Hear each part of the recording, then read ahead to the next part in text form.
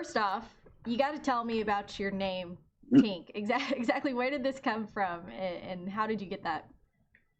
Well, just when I was younger, my mom used to call me Stinker, and then my dad was like, "You can't be, don't be calling that." So it actually went to Tinker, and then my dad was just like I really didn't like it growing up. He said I used to be like, "No, I don't like it." So he ended up changing it to Tink, and ever since then I just been going by Tink. Okay, I like it. I just had to get that out of the way so I knew first off. um, Yeah. so tell me about your senior season. Obviously, your team was set up to do pretty well this year. How disappointing was it for you that it got cut short?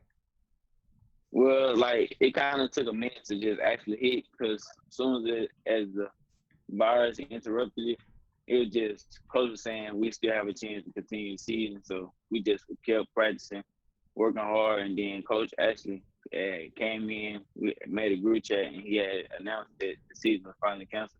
Then that's when they hit. I was like, dang, like how just we were set up to do so well this season, and it ended up being interrupted.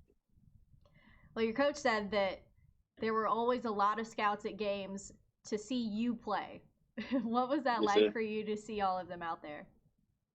Well, it was just like an honor to be able to have guys that just enjoy the way you play the game and just come out to see how you work.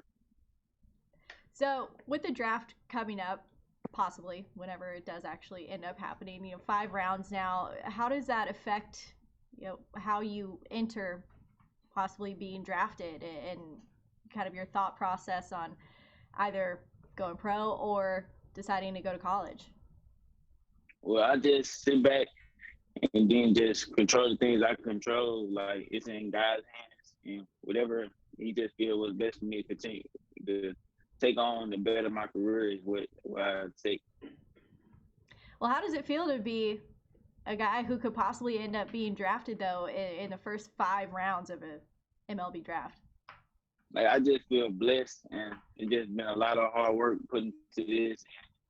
I want to thank all my coaches for putting me in the situations I was in to be able to show my skills. Well, you've already pitched in Fenway, which had to be a pretty cool experience. Tell me about that. What was that like? Well, it was pretty cool. I ended up receiving the invite to go to a deal in Boston. And when I first got the invite, I was so excited to be able to pitch on a major league field and to be less than that. It was Fenway, one of the best fields in the MLB. So that was kind of cool. So, what kind of pitches do you have right now? I read that you had been really working on a cutter. Yeah, yes, ma'am. Right now I have a 4-seam fastball, 2-seam fastball, curveball, changeup, slider, and I've been trying to put the cutter in. So, have you been working with your family, or where have you been trying to work on all that stuff right now? Well, every now and then it's like a little place I can go through a bullpen in, so I just been working out down there throwing, getting my throwing work in, and at the house I just work out. Well, I did see a video of your little brother pitching. Kid's got an arm, and he's going with his left and right. Tell me about that and what your relationship is like with him. Oh well, we just got competitive. Like he always want to compete. Anything we do, we playing a game. He want to beat me, or if we outside throwing. Like me and my little brother, we always play like accuracy games. When we go through these little places, a little box with squares, and we always try to see who can hit it the most times. So just being competitive with him. And then my dad does a lot of work with him, just make sure he be different. So he just been working on both hands and swinging both hands as well. I was about to say, do you think we'll ever see you pitching with your left hand? Nah, I actually used to bad left-handed, but I really didn't get into trying to throw left-handed. Okay.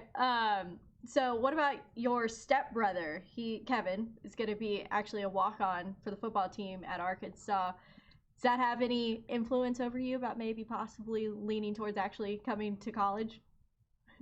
It was kind of like crazy. Like when he used to joke about it a lot. Like when I first committed to Arkansas, like 10th grade, he used to be like, He's like, I'm finna work hard in this football. I'm gonna going to Arkansas with you. So he just used to just joke around. Then actually it came true. I was down in Louisiana. He had called. He said, "Guess what?" I was like, "What's up?" And then he was like, "I got an offer for football and to the Razorback." I was like that was crazy. Like we've been living with each other for so long, and we both have a chance to go to the same school. What's your relationship like with Dave Van Horn?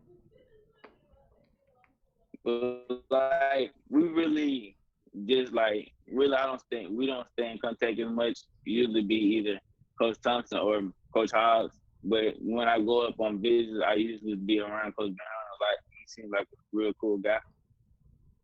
So, what would it mean to you, though, to be a Razorback?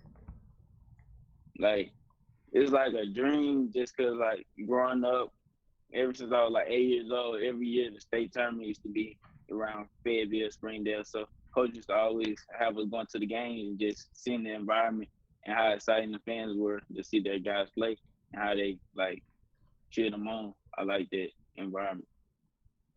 Do you think you'd be able to immediately kind of jump into Arkansas's rotation?